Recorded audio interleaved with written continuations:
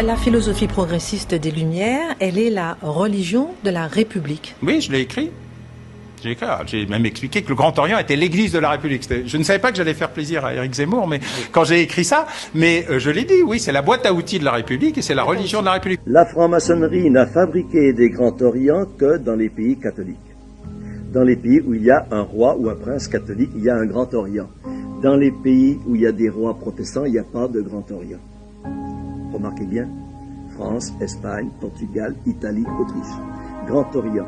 Dans les pays protestants, Norvège, Suède, Angleterre, Amérique, il n'y a pas de Grand Orient. Le Grand Orient, c'est l'opération maçonnique pour détruire la foi catholique dans les pays catholiques. La maçonnerie, en donnant à ces réunions une atmosphère vaguement religieuse,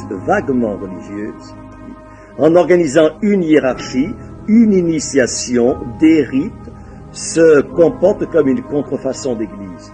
Si l'on croit, comme c'est mon cas, dans la République, à un moment, il faut passer par la franc-maçonnerie.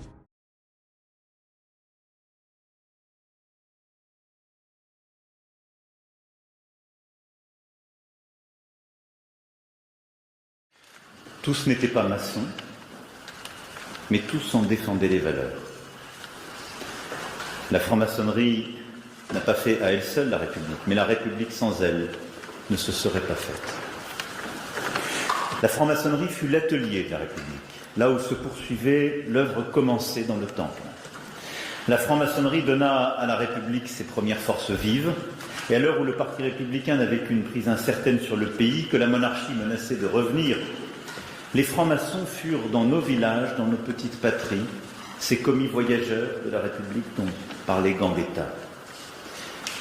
Ils furent ces humbles militants pénétrés de l'idéal des Lumières, défendant la République face aux forces monarchistes comme face aux tenants de l'insurrection.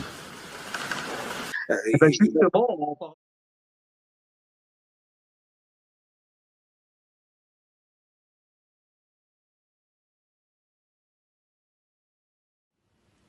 Je crois que notre génération doit savoir que la bête de l'événement est là. Et elle arrive.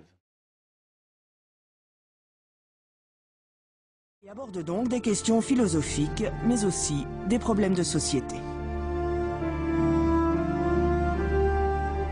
L'idéal de la franc-maçonnerie, c'est de défendre la liberté de penser, la tolérance et la fraternité de tous les hommes universels. Pourquoi ils font ça? Le satanisme, vous connaissez? Voilà. La réponse, c'est le satanisme. C'est essayer de concurrencer Dieu, oui, la Vierge Marie, oui, en étant plus fort. C'est les forces obscures. Oui. Et les forces obscures, ils ont besoin pour leur Dieu, pour leur Moloch, pour leur Baal, je ne sais pas comment ils l'appellent, il a beaucoup de noms. Ils ont besoin de sacrifices. Ça a toujours été. Moloch, il est très ancien. Les Sumériens avaient déjà des sacrifices. Et ça n'a jamais cessé. On croit que ça a cessé parce qu'on n'en entendait pas parler, mais ça n'a jamais cessé. Donc les sacrifices humains, c'est quelque chose. Alors, il y a les sacrifices pour le Dieu. Ils font autre chose. Ils font des choses beaucoup plus horribles. Hein, ils mangent les enfants, par exemple, les bébés. Hein, c'est bon. L'adrénochrome, c'est vrai. Oui, bien sûr, c'est vrai. Ah ben merci.